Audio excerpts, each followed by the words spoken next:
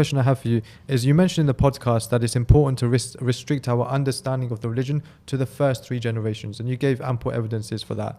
But the question I have here is that, what about the later scholars like Ibn al-Qayyim, like Ibn Taymiyyah? They come up with their own works, their own thoughts, their own understandings, their own benefits, and we take that from them. So isn't this contradictory? When we said in our podcast that we go back to the 3 noble generation, we were talking about masail which are clear-cut, masail which are usul, fundamental issues of aqeedah and i'tiqad. That doesn't evolve over time. Aqeedah doesn't evolve over time. Like in issues of furu', sub-branches, they require mujtahid to come and apply this on this issue.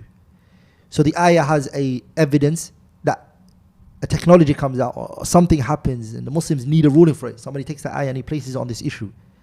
I mean, the Salaf are not here to apply that, because this is not a fundamental issue, it's a branch, sub-branch. So when we say that we follow the early 3 generation, we're not saying that the door of ijtihad is locked, and there's no ijtihad anymore. We're saying, of course there is ijtihad. That's furu'ul masail, that's fiqh related issues. Like we're saying that we go back to the 3 noble generation when it comes to what? When it comes to matters of i'tiqad, matters of belief. Also the issues of fiqh, the framework that they set is what's used. We don't go outside that framework. The boundaries that they went in, and how they learned and how they did the extraction and the deriving of rulings from the ayat, that's the same that Ibn al-Qayyim and Ibn Taymiyyah and other great scholars are doing it.